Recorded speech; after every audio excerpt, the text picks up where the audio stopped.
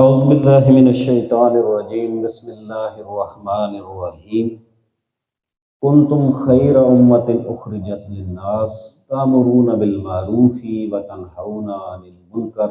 صدق اللہ مولانا العظیم۔ تم ایک بہترین امت ہو کہ جسے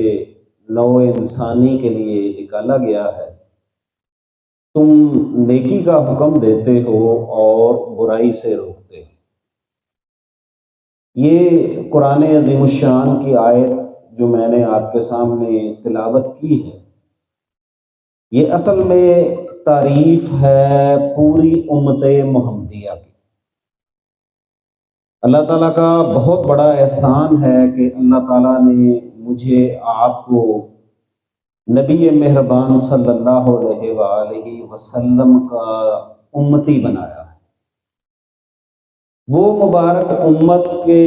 جس کا حصہ ہونے کے لیے انبیاء نے دعائیں مانگی یا تمنا کی یا اس خواہش کا اظہار کیا، اس بنیاد کے اوپر کہ جب انہوں نے اللہ رب العالمین سے اس امت کے متعلق یا اس امت کے فضائل کے متعلق سنا، جیسا کہ نبی مہربان صلی اللہ علیہ وآلہ وسلم جب معراج پر تشریف لے گئے تو اللہ کے نبی صلی اللہ علیہ وآلہ وسلم نے اللہ رب العالمین سے یہ گفتگو فرمائی کہ دوسرے انبیاء کی جو امتیں تھیں ان کی عمریں بہت طویل تھیں، جبکہ میری امت کی عمر جو ہے یہ مجموعی طور پر یہ کم ہے۔ تو یہ کس طرح سے ممکن ہے کہ میری امت جو ہے یہ نیکیوں کے اندر اس طرح سے سبقت لے جائے یا دوسری امتوں کے برابر جو ہے وہ برابری کر سکے یا ان سے برتری لے جائے؟ اس کا جواب اللہ تعالیٰ کی طرف سے یہ دیا گیا کہ آپ کی امت کی عمر اگرچہ تھوڑی ہے، لیکن ان کی جو نیکیوں کا وزن ہے یا جو ان کی نیکیوں کا نتیجہ ہے وہ باقی امتوں کی نسبت جو ہے وہ بہت زیادہ ہے۔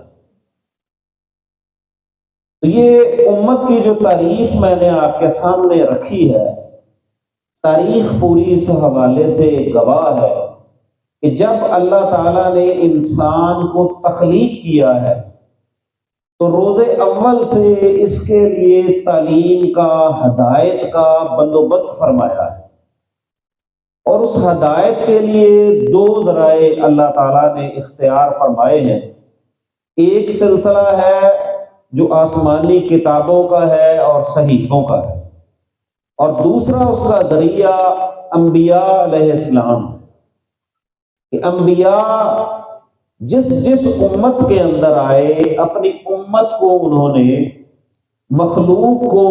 خالق کے ساتھ جو ہے وہ جوڑا ہے۔ انہوں نے زندگی کیسے گزارنی ہے، کیا ان کے لیے بھلا ہے، کیا ان کے لیے برا ہے، یہ چیز انہوں نے لوگوں کو سکھائی ہے۔ اس وقت کے جن لوگوں نے انبیاء کی بات کو مان لیا ہے، ہدایت کو مان لیا ہے، وہ اس نبی کے امتی کہلائے، یا ان لوگوں پر مشتمل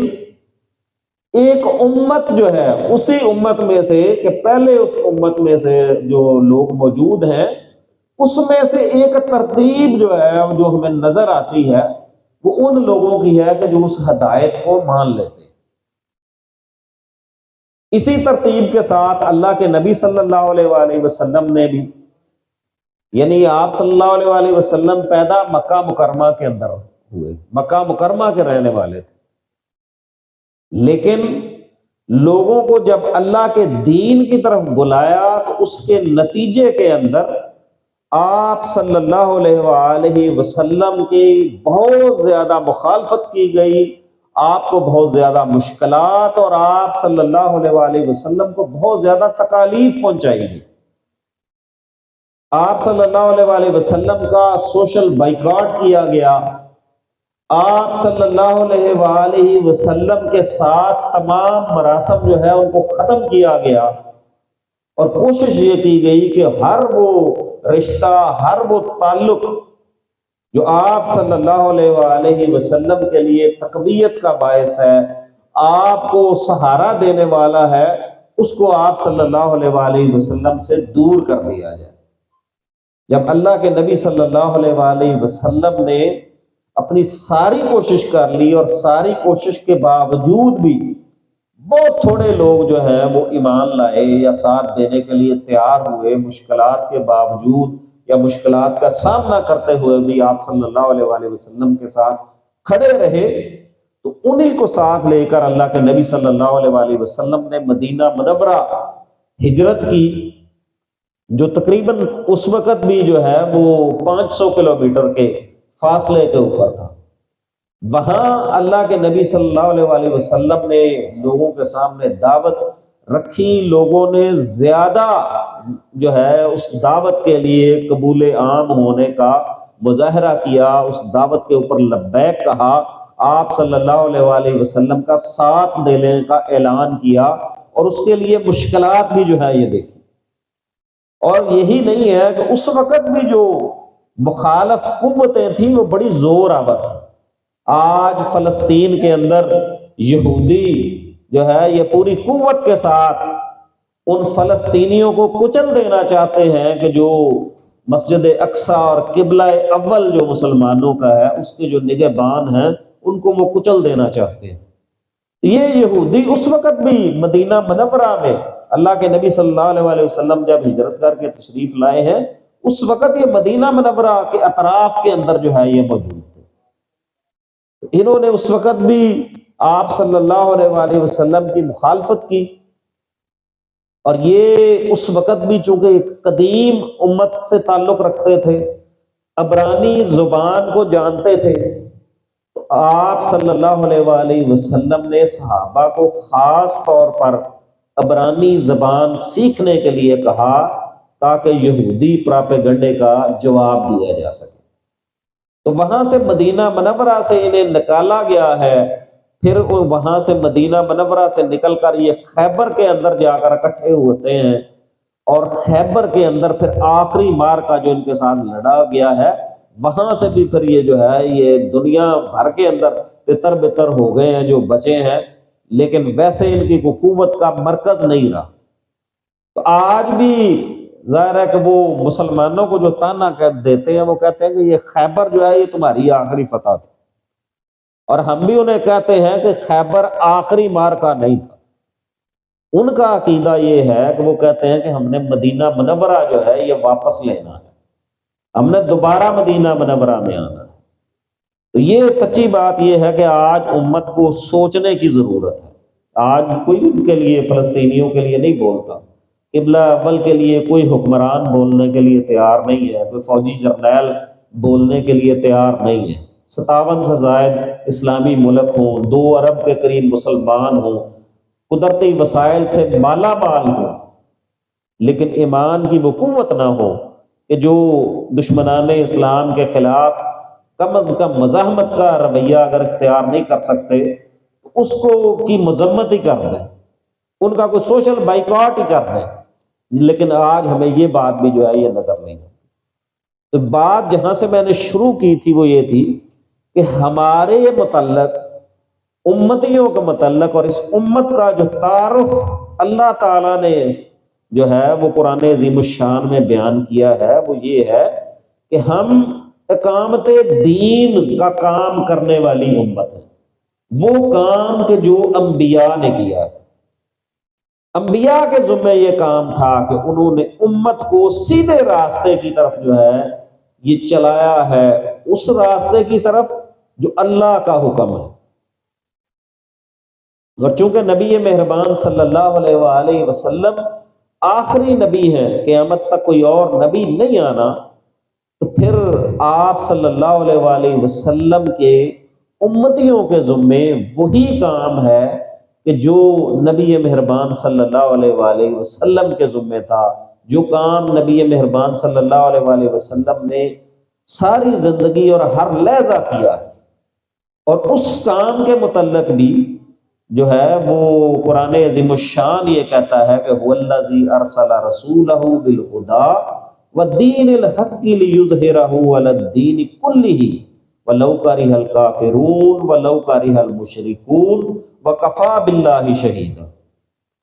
کہ آپ صلی اللہ علیہ وآلہ وسلم کی بعثت اس لیے کی گئی ہے کہ دین اسلام تمام ادیان باطلہ کے اوپر غالب آ جائے، پوری دنیا کے اوپر یہ دین غالب ہونے کے لیے آیا ہے، مغلوب ہونے کے لیے نہیں آیا، سمجھوتوں کے لیے نہیں آیا۔ تو یہ دین جو ہے، اس کے غلبے کی جو جد و جہد ہے، اصل میں یہ امت کے ذمے ہے، اور یہ ایک ایسا اعلیٰ اور عرفہ مقصد ہے کہ جو امت کو سمجھنے کی ضرورت ہے۔ جب تک یہ مقصد سمجھ نہیں آتا اس وقت تک بات بننے والی نہیں ہے۔ وہ خوشخبریاں، وہ برکات جو اللہ کے نبی صلی اللہ علیہ وآلہ وسلم نے بیان فرمائی ہیں، وہ ہمارا مقدر اس وقت تک نہیں ہو سکتی کہ جب تک ہم اس کام کے لیے کھڑے نہیں ہوتے، جب تک ہم اس کام کی اہمیت کو سمجھ نہیں جاتے، اس وقت تک وہ برکات ہماری زندگی کے اندر نظر نہیں آ سکتی۔ اور آج دنیا کا منظر نامہ ہمیں ببانگ دہل یہ بتا رہا ہے کہ آج ہمارا المیہ یہی ہے۔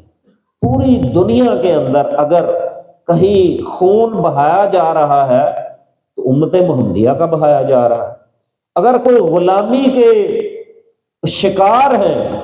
وہ ظلم و ستم جن پر ڈھایا جا رہا ہے، تو وہ صرف اور صرف امت مسلمان۔ وہ فلسطین کی بات کی جائے، وہ کشمیر کی بات کی جائے، وہ چیچنیا کی بات کی جائے، وہ عراق کی بات کی جائے، وہ افغانستان کی بات کی جائے، وہ لیبیا کی بات کی جائے، وہ شام کی بات کی جائے، تو یہ بڑے بڑے اسلامی ممالک ہیں۔ اصل مقصد کیا ہے کہ جو قوت کے مراکز ہیں وہ بھی امت مسلمہ سے جو ہے یہ چھین لیا جائے، ذہنی غلامی، معاشی غلامی کے اندر ان کو ایسا مبتلا کر دیا جائے، ان کی زندگیوں کا جو مقصد ہے وہ صرف روٹی روزی اور پیٹ بھرنے سے زیادہ جو ہے یہ نہ ہو۔ جو آج کا میرا موضوع ہے، جس شخصیت کے حوالے سے میں نے بات آپ سے کرنی ہے، وہ سید ابو العلا مودودی رحمہ اللہ علیہ۔ سید ابو العلا مودودی رحمۃ اللہ علیہ نے بھی جو کام کیا ہے وہ یہی کام کیا ہے کہ امت کو یہ ایک بات سمجھائی ہے کہ یہ جو اقامت دین کا کام ہے، اقامت دین کی جد و جہد ہے، یہ اصل میں امت مسلمہ کی زندگی کی ضامن ہے، یہ امت مسلمہ کی زندگی کا ثبوت ہے، اور یہ امت کے ہر فرد کے ذمے ہے کہ وہ اس کام کو کی اہمیت کو سمجھے، اس کے لیے اپنا کردار ادا کرنے کی کوشش کرے، اس کے لیے معاشرے کو تبدیل کرنے کی کوشش کرے۔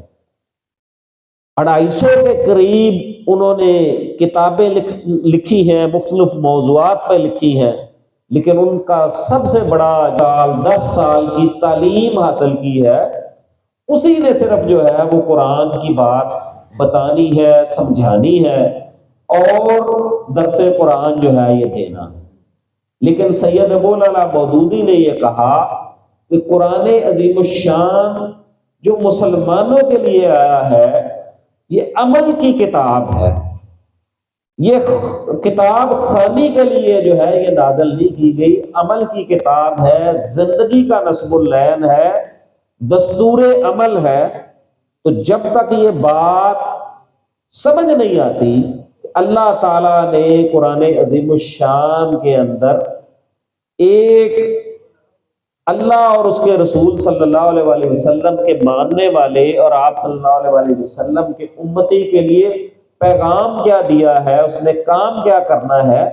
جب تک یہ بات اس کو سمجھ نہیں آتی، وہ اس کے لیے کوشش نہیں کرتا، اس وقت تک جو ہے وہ قرآن عظیم الشان کے اس مقصد کو پورا کرنے والا جو ہے وہ نہیں بنتا۔ اس لیے یہ تفسیر انہوں نے ایسی عام فہم لکھی کہ اس تفسیر کے بعد پھر انہی کالجز اور ان یونیورسٹیز کے اندر جو پڑھنے والے لوگ ہیں